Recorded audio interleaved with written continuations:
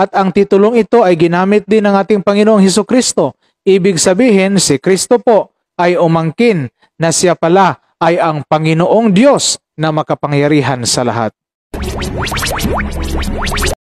May kasabihan po tayo, ignorance of the Bible is ignorance of Christ. Ang tanong para sa atin sa araw na ito ay babasahin ng ating kapuntos na Brother Everjan Navia. Galing po kay Maymay Magiliano, ang tanong po niya ay, saan matatagpuan sa Biblia na si Jesus ay Diyos? Si Jesus po talaga nagsabi? Pakisagot, Brother Lord. Maraming salamat sa magandang katanungan ni kapuntos na Maymay Magiliano. Ang ating Panginoong Hesukristo po ay tunay na Diyos at siya mismo ay nagpapatotoo sa kanyang pagkadiyos sa sinasabi niya sa Ebanghelyo. Basahin muna natin ang John chapter 8 verse 58. Ito po ang mababasa. Sumagot si Jesus, "Pakatandaan ninyo, bago pa ipinanganak si Abraham, ako ay ako na." Ang sinabi po ni Jesus na kanyang pangalan ay ako nga. Alam ninyo mga kapuntos, ang ako nga o sa English ay I am ay ang pangalan ng Diyos sa Old Testament. Iyon po ang sinabi ng Diyos sa Exodus nang siya ay nakipag-usap kay Moises. Basahin muna natin ang Exodus chapter 3 verse 14. Ito po ang nakasulat. Sinabi ng Diyos, "Ako'y si ako nga.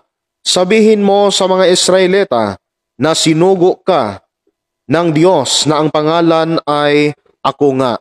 Sinabi ng Diyos sa kanila na ang pangalan niya ay ako nga. Ginamit yon ng ating Panginoong Hesukristo. Ibig sabihin, inangkin niya mismo ang kaniyang pagkadiyos. Alam ninyo mga kapuntos, kung hindi siya Diyos, yun po ay magiging paglapastangan sa pangalan ng Diyos. Dahil ayon sa Biblia, kapag ginagamit ang pangalan ng Diyos, ito po ay isang blasphemy kung ito ay ginagamit o inaangkin ng isang tao. Inangkin ni Kristo na ang kanyang pangalan ay ako nga. Kaya, hindi maaring hindi Diyos ang ating Panginoong Hesukristo. Kung hindi siya Diyos pero ginamit niya yun po ay blasphemy o paglapastangan. Ngayon, meron din tayong mga datos sa Biblia, lalong-lalo na sa New Testament, na inangkin mismo ni Kristo ang kanyang pagka-Diyos.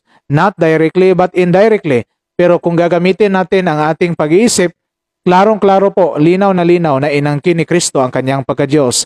Punta tayo sa Pahayag, chapter 22, verse 13. Ito po ang nakasulat. Ako ang Alpha at ang Omega, ang una at ang huli, ang simula at ang wakas. So ayan mga kapuntos, ginamit ng ating Panginoong Hesukristo ang titulo, ako at ang Alpha at ang Omega.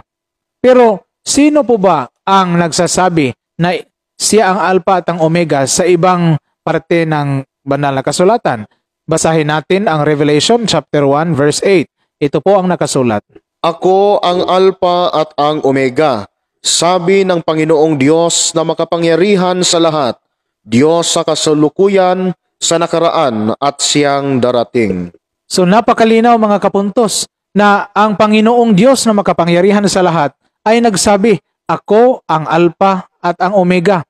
At ang titulong ito ay ginamit din ng ating Panginoong Hesukristo. Ibig sabihin, si Kristo po ay umangkin na siya pala ay ang Panginoong Diyos na makapangyarihan sa lahat.